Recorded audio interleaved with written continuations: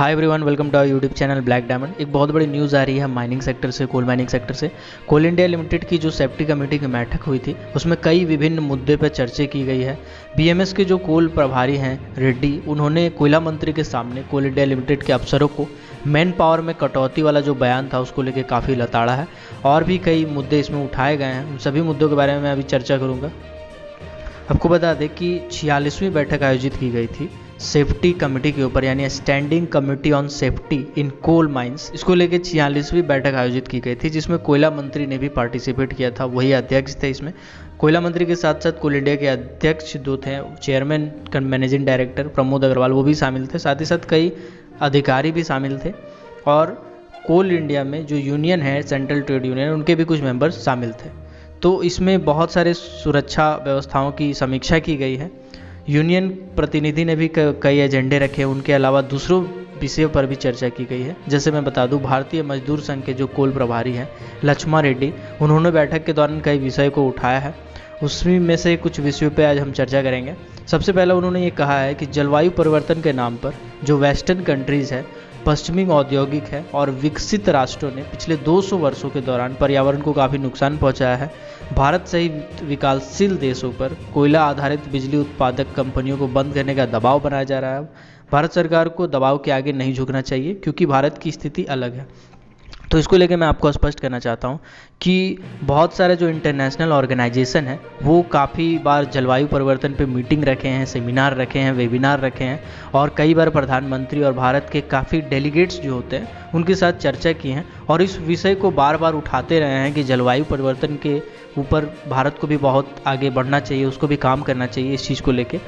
तो जलवायु परिवर्तन में बहुत सारी टॉपिक आ जाती है। जैसे अगर मैं बात करूं कि कोल से ऐसा मानना है कि जलवायु परिवर्तन में कोल की जगह पे सोलर एनर्जी को यूज़ किया जाए, और भी जो जैसे कोल बेड मीथेन है उसको यूज़ किया जाए, नेचुरल जो रिसोर्सेस हैं उसको यूज़ किया जाए, कोल को कम कर दिया जाए, और कोल की जगह पे जो भी सब्सटीट्यूट है इलेक्ट्रिसिटी जनरेशन के लिए उसका यूज़ ज़्यादा करने पे फोकस करना चाहिए, ऐसा इंटरनेशनल ऑर्गेनाइजेशन का कहना है इस चीज़ को लेके। उसके बाद जो दूसरा टॉपिक था वो था कि कोल इंडिया के अधिकारी द्वारा एक बयान दिया गया था कुछ महीने पहले, जो अखबारों में भी प्रकाशित किया गया था। उसमें ये कहा गया था कि हर साल 5% जो एम्प्लॉयमेंट है उसमें कटौती की जाएगी। इस बयान को भी उठाया और इसका विरोध किया है। जो नेक्स्ट पॉइंट था वो था कि कोल इंडिया लिमिटेड हो, चाहे NLCIL हो या फिर SCCL हो, उसके जो दूसरा वेव था कोविड-19 का, उसके दौरान व्यवस्था में काफ़ी कमी रह गई है। उसके बाद उन्होंने ये भी कहा है कि निजी तौर पे, प्राइवेट तौर पे टीकाकरण नहीं किया गया, टीकाकरण का व्यवस्था नहीं किया गया था। नेक्स्ट पॉइंट जो उन्होंने बताया वो था कि कुछ राज्यों में कोयला कंपनी के अस्पतालों को सामान्य कोविड केंद्र घोषित किया गया था, जिसके कारण जो कोयला श्रमिक थे उनको आपात स्थिति में बेड अवेलेबल नहीं मिल पा रहा था। नेक्स्ट पॉइंट जो था वो था कि सभी कोविड प्रभावित अस्थायी और ठेका कर्मियों को 15 दिन का विशेष आकस्मिक अवकाश दिया जाए। अगर कोई ठेका कर्मी भी कोविड से ग्रसित हो जाते थे तो उनको भी 15 दिन का आकस्मिक यानी इमरजेंसी लीव दिया जाना चाहिए। इसके बाद SCCL में ठेका श्रमिकों को कोविड मृत्यु के मामले में 15 लाख रुपए की जो एग्रेसिया है, अनुग्रह राशि है, उसका भुगतान नहीं किए जाने का मुद्दा भी उठाया गया है। कोयला मंत्री ने SCCL प्रबंधन को इस मामले को देखने को लिए बोला है। कोयला मंत्री ने कहा है कि जो मैटर है 15 लाख वाला, एक्सग्रेसिया वाला, जिसको भी नहीं मिल पाया है, इस मैटर को जल्दी से जल्दी सॉर्ट आउट किया जाए। इसके बाद JBCCI की बैठक नहीं बुलाने को लेके काफ़ी जोर देखने को मिला, काफ़ी विरोध देखने को मिला। कोल इंडिया लिमिटेड के जो चेयरमैन हैं, कोल इंडिया लिमिटेड के जो मैनेजमेंट है, उसकी आलोचना की गई इसके लिए अलग अलग यूनियन के द्वारा। उन्होंने ये भी बताया कि JBCCI की कार्रवाई पर रोक लगाने के इंटक का प्रयास को विफल करने के लिए हाई कोर्ट में कैविएट दायर करने के सुझाव की ओर कोल इंडिया लिमिटेड का जो मैनेजमेंट है उन्होंने ध्यान नहीं दिया। आपको बता दें, एक नियम होता है कि अगर कोई याचिका दायर करता है किसी चीज़ को लेके, तो अगर उसमें रोक लग सकती है, रोक लगाने के लिए कोई याचिका दायर करती है, तो फिर आप मतलब जो सेकंड पार्टी है वो कैविएट दायर भी कर सकती है, उसके अपोजिट पार्टी कैविएट दायर भी कर सकती है।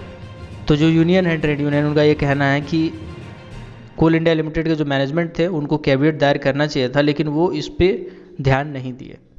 इसमें जो नेक्स्ट पॉइंट है वो ये कहा गया था कि निदेशक कार्मिक जो है उसका परमानेंट वाला कोई पोस्ट नहीं है, जो भी है वो टेम्प्रोरी है।